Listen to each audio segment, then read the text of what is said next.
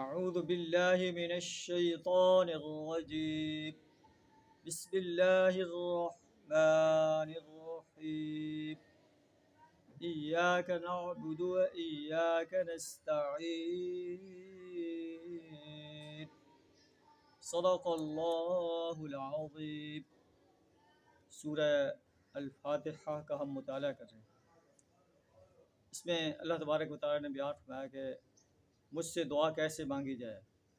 پھر اللہ نے ارشاد فرمایا پہلے میری تعریف کی جائے پھر مجھ سے دعا مانگی جائے۔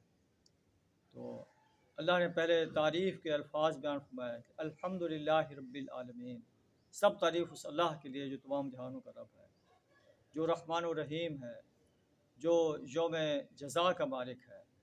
ایاک نعبد، اے اللہ ہم تیری ہی بندگی کرتے ہیں، تیری ہی غلامی کرتے ہیں، تیری ہی پرستش کرتے ہیں، تیری ہی اطاعت کرتے ہیں۔ و ایاک نستعین، اے اللہ تجھ ہی سے مدد چاہتے ہیں۔ عبادت اور استعانت وہ اللہ ہی کا حق ہے۔ اللہ نے ایاک نعبد و ایاک نستعین، اے اللہ ہم تیری ہی بندگی کرتے ہیں اور تجھ ہی سے مدد چاہتے ہیں۔ درمیان میں کوئی واسطہ وسیلہ اللہ نے بیان نہیں فرمایا۔ یہ امت مسلمہ کے لیے گائیڈ لائن ہے کہ اللہ ہی کی بندگی اور غلامی اختیار کی جائے، اس کی اطاعت کی جائے، اس کی پرستش کی جائے اور صرف اسی سے مدد مانگی جائے۔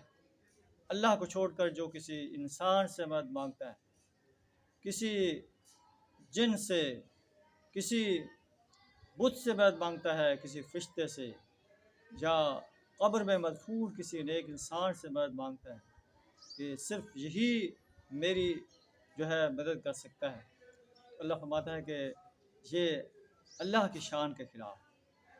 اور سورہ فاتحہ میں وہ اللہ سے اقرار کر رہا ہے ایاک نعبد و ایاک نستعین، درمیان میں کسی کا واسطہ وسیلہ نہیں دے رہا۔